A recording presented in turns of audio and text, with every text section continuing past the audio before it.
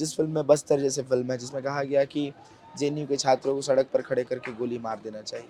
कल के दिन में कोई भी कैंपस के गेट के बाहर जाएगा और कोई सिर्फ गोली ही मार देगा, तो इसकी जिम्मेदारी क्या है सरकार लेगी।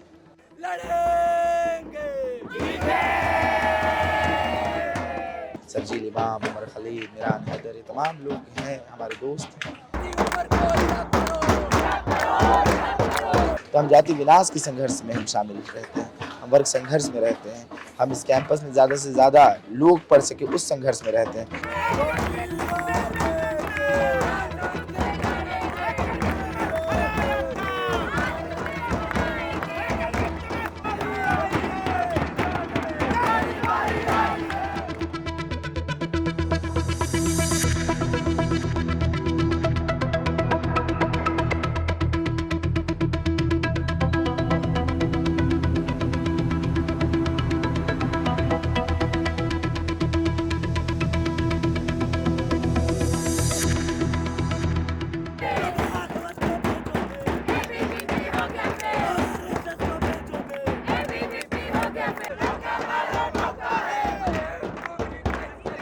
इस कैंपस में जेएनयू में जिस तरह से हमले हो रहे हैं, जहां एक तरफ पॉलिसी लेवल का हमला हो रहा है, जहां पे लगातार फंड कट्स हो रहे हैं, इस कैंपस के लाइब्रेरी में फंड कट हो रहे हैं, हॉस्टल्स की स्थिति बहुत जीर्ण है कि इंफ्रास्ट्रक्चर लेवल पे बहुत खतरनाक है, वहाँ पे ख़राब हो चुकी है।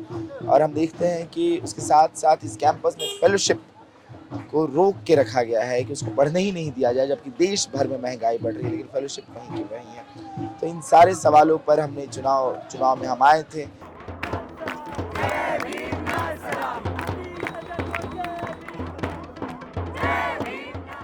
मुझे नहीं लगता है कि जेएनयू को एक दलित प्रेसिडेंट सेलेक्ट करें।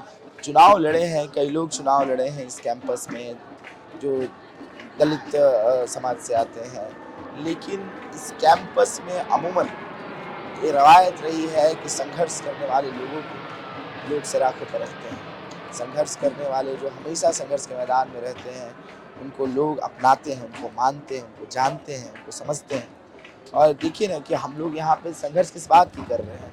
हम ये बात नहीं कर रहे हैं कि इस कैंपस में दलित लड़ा या सवर्ण लड़ा या कोई और लड़ा। हम इस कैंपस में अगर संघर्ष भी कर रहे हैं तो बाबा साहब अम्बेडकर के जो कहते हैं जाति विनाश की, तो हम जाति विनाश के संघर्ष में हम शामिल रहते हैं, हम वर्ग संघर्ष में रहते हैं। हम इस कैंपस में ज़्यादा से ज़्यादा लोग पढ़ सके उस संघर्ष में रहते हैं और इसी संघर्ष में लोग छात्र आंदोलन से जुड़ते भी हैं। तो हम जब आंदोलन में लोग जुड़ते हैं, इन तमाम सवालों पे जो हम पे हमला हो रहा है, इन तमाम सवालों पे जो हाशिए पर के लोगों पर हमला हो रहा है, तो हम वहाँ पे जाति नहीं पूछने जाते हैं।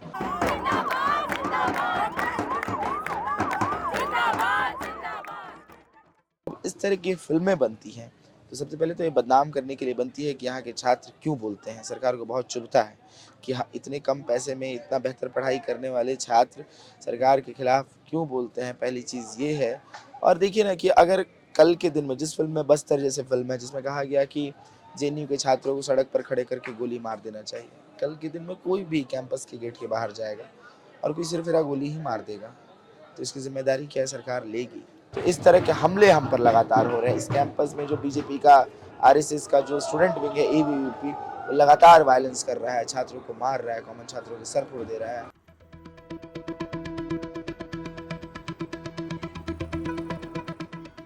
ये जो मौजूदा सरकार है तो इसके खिलाफ 10 सालों से जो चल रहा है, देश में एक सांप्रदायिकता का जहर घोलने की जो कोशिश की जा रही है, देश को बांटने की जो कोशिश की जा रही है, देश को तोड़ने की जो सरकार के द्वारा कोशिश की जा रही है, तो इस कैंपस का तमाम छात्र समझा और समझता भी है।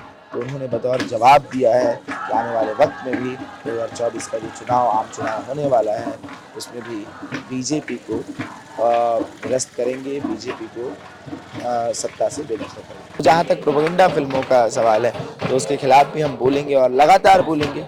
और मुझे नहीं लगता है कि सही बात बोलने में बहुत ज़्यादा यहाँ के छात्रों को दिक्कत होती है, सरकार को दिक्कत होती है, इसीलिए हमारे साथियों को जेल में बंद कर दिया जाता है। सरजील इमाम, उमर खलील, मिरान हैदर, ये तमाम लोग हैं हमारे दोस्त हैं जो इस कैंपस में पढ़ते हैं, कैंपस में पढ़ते हैं, उनको बंद कर दिया गया। तो उनके लिए भी, उनकी रिहाई के लिए भी हम यहाँ से संघर्ष करेंगे।